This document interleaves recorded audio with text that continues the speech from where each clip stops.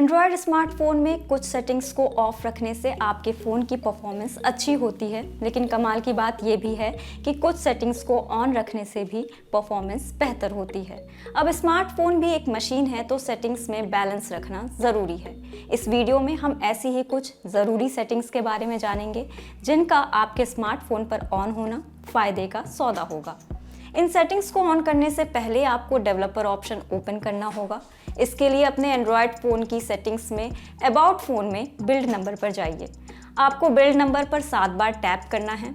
इसके बाद पिन या पासवर्ड डालिए और जादू का पिटारा खुल जाएगा।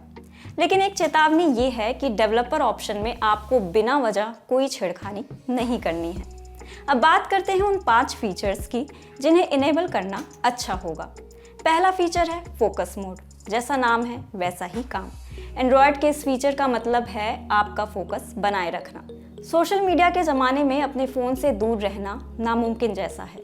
ऐसे में फोकस मोड आपके बहुत काम का है। फोकस मोड से आप सोशल मीडिया ऐप्स को एक तय समय के लिए ब्लॉक कर सकते हैं, जैसे कि ऑफिस में या कोई ज़रूरी काम करते वक्त।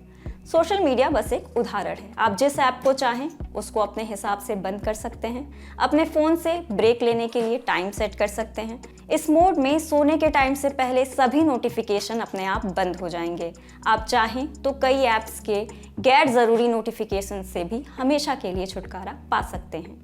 फ़ोन की सेटिंग्स में डिजिटल वेलबींग में आपको फोकस का ऑप्शन मिलेगा। सबसे पहले वर्क टाइम और मी टाइम ऑप्शन मिल जाएंगे। इसके अलावा अपने हिसाब से भी फोकस मोड जोड़ा जा सकता है। दूसरा फीचर है रिफ्रेश रेट। आजकल एंड्रॉयड स्मार्टफोन शानदार रिफ्रेश रेट के साथ आते हैं, जैसे कि 90 हर्ट्ज और 120 हर्ट्ज। रिफ्रेश रेट तो बढ़ गया है, लेकिन क्या आप इसका पूरा मज़ा ले पाते हैं? शायद ऐसा नहीं होगा, क्योंकि ज़्यादातर रिफ्रेश रेट का ऑप्शन बंद होता है। आप रिफ्रेश रेट को अपने हिसाब से सेट कर सकते हैं, जैसे कि 90 या 120 हर्ट्ज। एंड्रॉयड आपको इसका विकल्प देता है कि आप अपने फ़ोन में उपलब्ध सर्वाधिक रिफ्रेश रेट सेट कर सकें। अभी भी ज़्यादातर स्मार्टफोन में रिफ्रेश रेट 60 हर्ट्ज ही सेट रहता है। वैसे ये लॉन्ग टर्म में बैटरी के लिए ठीक है, लेकिन जब शानदार रिफ्रेश रेट मिल रहा है तो यूज़ करना बनता है। सेटिंग्स में डिस्प्ले के अंदर आपको रिफ्रेश रेट का ऑप्शन मिलता है, जहां से आप इसको मैक्सिमम पर सेट कर सकते हैं। थोड़ा और आगे जाएं तो पूरे यूज़र इंटरफेस को ही हाई रिफ्रेश रेट पर सेट किया जा सकता है। ऐसा करने का मतलब है कि ऐप्स तो हाई रिफ्रेश रेट पर चलेंगे ही, साथ में फ़ोन का यूज़र इंटरफेस भी उसके जैसा ही होगा। इस फीचर के लिए डेवलपर ऑप्शन में फोर्स पीक रिफ्रेश रेट को इनेबल करना होगा। ये फीचर आपके फ़ोन में हो भी सकता है और नहीं भी, लेकिन पहला ऑप्शन तो होता ही है। तीसरा फीचर है लाइव कैप्शंस का। भीड़ भाड़ में वीडियो देखना एक दर्द है, क्योंकि क्या बोला जा रहा है ये ठीक से समझ नहीं आता।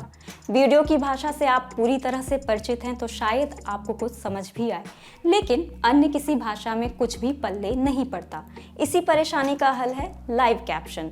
एंड्रॉयड 10 OS के बाद के वर्जन से लैस सभी मोबाइल में यह फीचर मौजूद होता है, भले ही वो सेटिंग्स में अलग अलग जगह पर हो।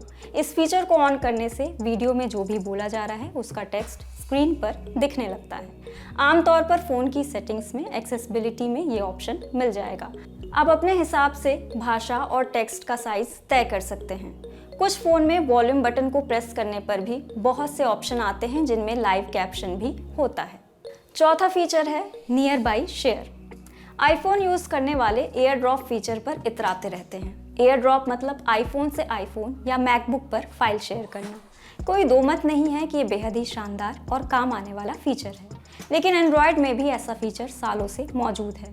सालों से इसलिए क्योंकि एंड्रॉयड 6 से ऊपर के किसी भी मोबाइल पर नियर बाई शेयर का फीचर होता है। आपको बस इनेबल करने की ज़रूरत है।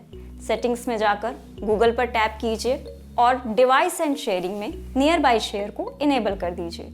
यहाँ से आप अपने डिवाइस को कोई नाम दे सकते हैं और जिस गूगल अकाउंट को यूज़ करना है वो भी सेलेक्ट कर सकते हैं। फ़ोन किसको किसको दिखेगा वो भी तय किया जा सकता है। अब जैसे किसी फ़ोटो को शेयर करना है तो उसको सेलेक्ट कीजिए और बाकी सभी ऑप्शन के साथ नियर बाई शेयर भी दिख जाएगा। अपने पास के किसी भी फ़ोन पर उसे आसानी से शेयर कीजिए।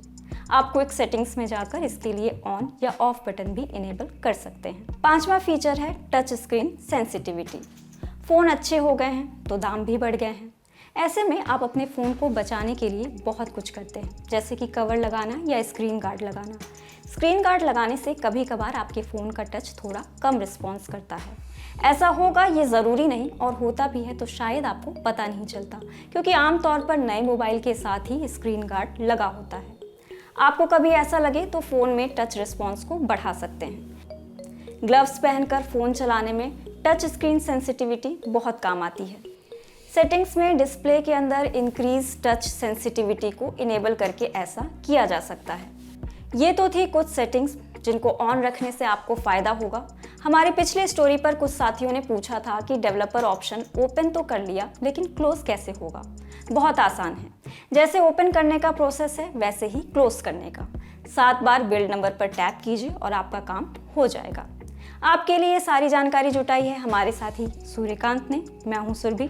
देखते रहिए दिल ललन टॉक।